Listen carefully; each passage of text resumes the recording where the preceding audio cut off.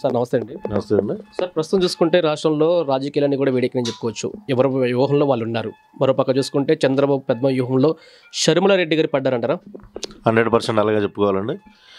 షర్మిలారెడ్డి గారు జగన్మోహన్ రెడ్డి గారి సిస్టర్.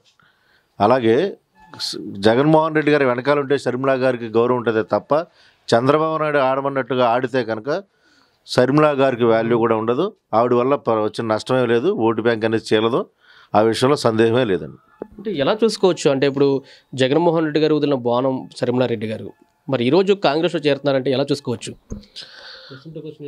చంద్రబాబు నాయుడు గారి ప్లాన్లోనే వచ్చింది ఆవిడ, ఆంధ్రప్రదేశ్ వచ్చిందే తప్ప కేవలం ఆవిడ ఓటు బ్యాంకుని చేల్చడానికి చంద్రబాబు నాయుడు పంపించాడే తప్ప అది ఎట్టి పరిస్థితుల్లో ఆ ప్రభావం అయితే మా వైఎస్ఆర్ పార్టీ మీద చూపదని ఘంటాపదంగా మీకు చెప్తా ఉన్నాను. అంటే ఎందుకు ఉండదు? ఒకవేళ అంటే రాజశేఖర రెడ్డి గారు బిడ్డే కదా ఆవిడ కూడా, అంటే అభిమానం అనేది కొంత రాష్ట్రంలో ఉండదు కదా.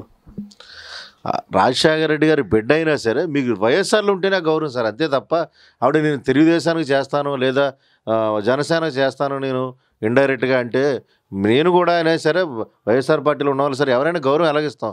ఉండేది రాజశేఖర రెడ్డి గారి బిడ్డగా, జగన్మోహన్ రెడ్డి గారి చెల్లిగా మేము గౌరవం అలాగైతే ఇస్తాం. కానీ నేను చంద్రబాబు నాయుడు వెనకాల ఉండి జగన్మోహన్ రెడ్డికి అన్యాయం చేస్తానని ఒప్పుకోం కదా. అంటే మీరు ఎలా అంటే మీరు వైఎస్ఆర్ కాంగ్రెస్ పార్టీకి సంబంధించిన సభ్యులు కాబట్టి మీరు దీన్ని ఏ విధంగా ఖండిస్తున్నారు? ఎలా ఉండబోతుంది పరిమాణాలు కూడా? చూడండి, రాష్ట్రంలో ఒక బలమైన వ్యక్తిని చూసి మిగతా రాజకీయ పార్టీలన్నీ భయపడుతున్నాయి. అంటే అన్ని పార్టీలు కలిసినాయి అంటే అవతల వ్యక్తి బలమైనడని అర్థం చేసుకోవాలి. అలాగే జగన్మోహన్ రెడ్డి ఇక్కడ బలంగా ఉన్నారు. జనసేన కలిసింది, టీడీపీ కలిసింది, బీజేపీ కలిసింది. ఇప్పుడు మా షర్మిలా మా అక్కని తీసుకొచ్చి మీరు మా మీద ఏదో వదులుదామనుకుని బాగా ఆవిడ తీసుకొస్తున్నారు. మీ ఎన్ని రాజకీయ పార్టీలు పెట్టినా, ఎన్ని పార్టీలు కలిసి సపోర్ట్గా మా మీదకి వచ్చినా గెలిచేది 2024లో ఫ్యానే. మళ్ళీ సీఎం అయ్యేది కూడా జగన్మోహన్ రెడ్డి అని ఘంటాపదంగా మీకు చెప్తున్నాను.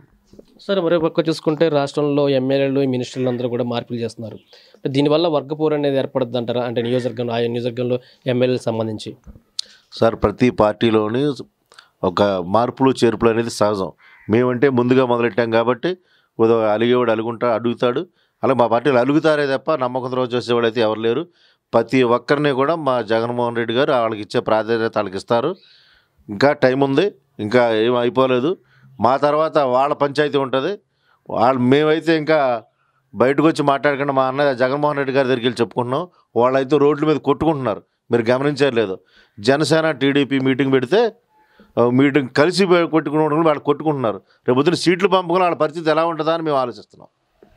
సార్ మరోపక్క చూసుకుంటే గోదావరి జిల్లాల మీదే బేస్డ్ పవన్ కళ్యాణ్, మరి ఎలా ఉండబోతుంది? గోదావరి జిల్లాల మీద పవన్ కళ్యాణ్కి ఎలా ఎఫెక్ట్ అయిన ఉంటుందంటారా? గోదావరి జిల్లాలో మెజార్టీ వర్గం ప్రధానంగా కాపు వర్గం, అలాగే బీసీలు కూడా ఉన్నారు. కాపు వర్గం ఈ రోజున కూడా జగన్మోహన్ రెడ్డి వెనకాలే నడుస్తుంది. 5 మంది మంత్రులు ఉన్నారంటే ఈ రోజున నువ్వు ఎంతమందికి ఇచ్చావు? నువ్వు రాజ్యసభ పిల్లి సుభాష్ చంద్రబోస్ని పంపించారు, ఆర్ కృష్ణయ్య గారిని పంపించాడు, మోపిదేవి వెంకటరమణ గారిని పంపించాడు. నువ్వు ఏ రోజైనా సరే ఒక బీసీని రాజ్యసభకు పంపించావా? నువ్వు రాజ్యసభకు పంపించాలని నీవు కులమై ఉండాలి లేదా డబ్బున్నవాడు అయి ఉండాలి.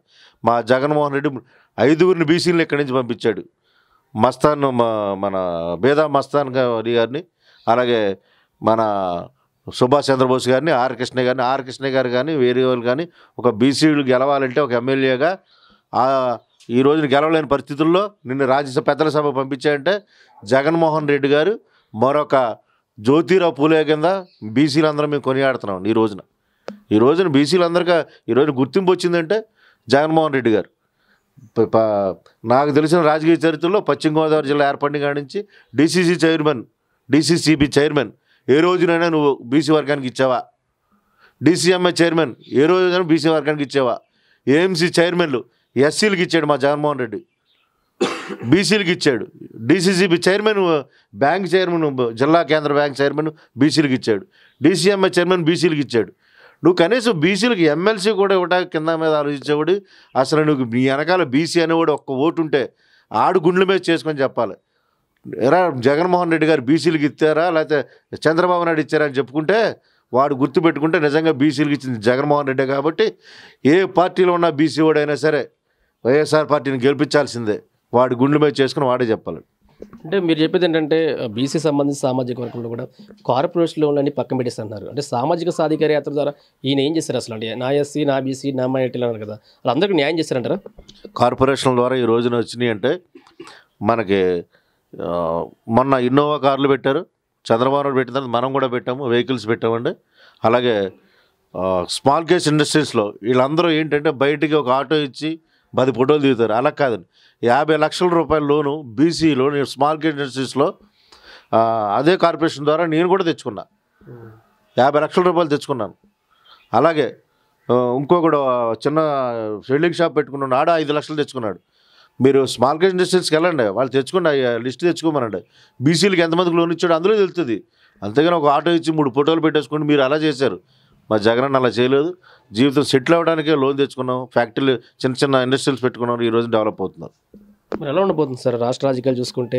ఇటు BJP, YS Sharmila Congress party, అలాగే ఏదైతే మన జనసేన, టీడీపీ ఇవన్నీ కూడా కలిసి ఏకదాటిగా జగన్ గారి మీద దాడి చేస్తున్నాయి. జగన్ గారు సింగిల్గా వస్తున్నారు. ఎలా ఉండబోతుంది? అదే సార్ నేను ఇప్పుడే చెప్పా, ఒక బలమైన వ్యక్తిని చూసి మనం భయపడతాం. అంటే కొడతామా కొట్టలేమా అనుకున్నప్పుడు ఏం చేస్తాం, నేను మీలాంటి వాళ్ళు సాయం తెచ్చుకుంటాను. అలాగే ఒక జనసేన సాయం, ఒక బీజేపీ సాయం, ఇప్పుడు మా షర్మిలక్కను కూడా తీసుకొచ్చుకున్నారు వీళ్ళు. కానీ మా షర్మిలక్క ప్రభావం అయితే మా పార్టీ మీద ఉండదు. మేమే చెప్తాం వాడికి, అమ్మ నువ్వు తిరగద్దు, నువ్వు అన్న దగ్గర ఉండాలి, నువ్వు వాళ్ళేది నిన్ను బాణంగా వాడుకున్నారని చూస్తున్నారు తప్ప ఇది చంద్రబాబు నాయుడు మైండ్ గేమ్లో ఒక పాత్ర తప్ప దీన్ని నువ్వు గుర్తించాలమ్మా అని మేమే చెప్తాం వాడికి. మరోపక్క మరి ఓట్లు చేలుతాయి అంటున్నారు కదా, అది ఎట్టి పరిస్థితుల్లో జరగదు సార్. అది ఎందుకంటే మేము రాజశేఖర రెడ్డి తనయుడు జగన్మోహన్ రెడ్డిగా చూస్తాం, రాజశేఖర రెడ్డి తనయురాలు షర్మిలమ్మ కింద చూస్తాం తప్ప నువ్వు వేరే పార్టీ నుంచి వచ్చిన ఒక బాణానంటే మేము ఒప్పుకోం కదా. మా పార్టీలో ఉండి పోరాడండి, మా పార్టీలో ఉండి అన్నయ్య ఏంటని అడగండి, అప్పుడు మేము వెనకాల ఆవిడ వెనకాల ఉంటాం. అంతే తప్ప మేము వేరే పార్టీ నుండి ఉండి మాకు ఓటు బ్యాంక్ చీలనమో మేము తీసుకొచ్చాము ఏంటంటే దానికి ఎట్టి పరిస్థితుల్లోని రాజశేఖర రెడ్డి గారి మన తనయుడు జగన్మోహన్ రెడ్డి గారి పార్టీలో ఏ కార్యకర్త కూడా దాన్ని ఒప్పుకోడు, ఆవిడ వెనకాల కూడా ఎవరు వెళ్ళరు. మీరు గుర్తుంచుకొని చూడండి, మీరు తెలుస్తుందిగా. ఇదంతా ఇప్పుడు రాజకీయ పరంగా అంటే చంద్రబాబు వాడే ఇదంతా పెద్ద వ్యూహంలో షర్మిల రెడ్డి గారు చిక్కున్నారంటారా? ఖచ్చితంగా చంద్రబాబు నాయుడు గారు సొంత తమ్ముడికి కాళ్ళు చేతులు కట్టేసి పిచ్చోళ్ళగా ఇంట్లో పాడేశాడు. ఈ పప్పుగాడేమో మా తాతగారు అని, మీ తాత ఎవడరా బాబు, మీ తాత ఎవరో తండ్రికి తండ్రిని తాత అని చెప్పుకుంటారు, తల్లిదండ్రుని తాత అని చెప్పుకుంటే నా వారసత్వం చెప్పుకుంటే వీళ్ళకన్నా సిగ్గుండాలా, లేదా మన రామారావు గారు పుట్టిన పెట్టలకైనా సిగ్గుండాలి. ఈడు వారసుడు ఏంటో అర్థం కావట్లేదు. హరికృష్ణ గారి పిల్లలు ఉన్నారు, రామకృష్ణ గారి పిల్లలు ఉన్నారు, బాలకృష్ణ గారి పిల్లలు ఉన్నారు, వాళ్ళ వారసులు అవుతారు. కానీ ఈడికి సంబంధం లేని పార్టీకి వెళ్ళి ఈడు వారసుడు అంటుంటే ఎవరండి ఒప్పుకునేది? అంతే కదండి. రాజశేఖర రెడ్డి గారు వారసుడు అంటే జగన్మోహన్ రెడ్డి, అలాగే ఎన్టీ రామారావు వారసుడు అంటే బాలకృష్ణయో హరికృష్ణయో లేదా వాళ్ళ పిల్లలు ఉంటారు. కానీ అల్లుడి కొడుకులు వారసులు అవుతారు. మీరు ఆడు వెన్నుపోటు పొడిచి ఆడు సావుకారు ఎన్టీ రామారావు గారి చావు కారణం అయ్యి వాళ్ళ పార్టీని లాక్కొని వాళ్ళ కొడుకుల్ని ఎదవలు చేసి మీ అరచేతిలో పెట్టుకుని వాళ్ళు ఆడించుకుంటూ పార్టీని సొంతం చేసుకొని కొంతమంది చెంచాగాళ్ళు వేసుకొని వైస్రావు వాటిల్లో వీళ్ళందరినీ బంధించి నీకు తోడు ఈటీవీ వాడు ఏబిఎన్ వాడు వీళ్ళిద్దరూ నీకు సహకరిస్తే ఈరోజు నువ్వు పార్టీ పెట్టగలవు. అప్పుడు కూడా ప్రధానంగా ఎన్టీ రామారావు గారు చనిపోయింది ఎవరి కోసం? నీ కోసమే. బెంగ పెట్టుకొని చచ్చిపోయాడు. అది బట్టి గమనించి అక్క షర్మిలక్క నువ్వు కూడా మన చంద్రబాబు నాయుడు మైండ్ గేమ్లో ఇరుక్కుపోవద్దని మరొకసారి నిన్ను కోరుకుంటున్నాం మీ ద్వారా. మీరు లోకల్ కేబుల్ ఛానల్లో విలేకరుగా పనిచేస్తున్నారా? మీ వృత్తిలో ఎదగలేకపోతున్నారా? అయితే మీకు ఒక సువర్ణావకాశం. నెలసరి జీతంతో పాటు వసతి సదుపాయం కలదు. వివరాలకు సంప్రదించండి 9885000468. అర్హత ఇంటర్మీడియట్ డిగ్రీ. పనిచేయు స్థలం విజయవాడ.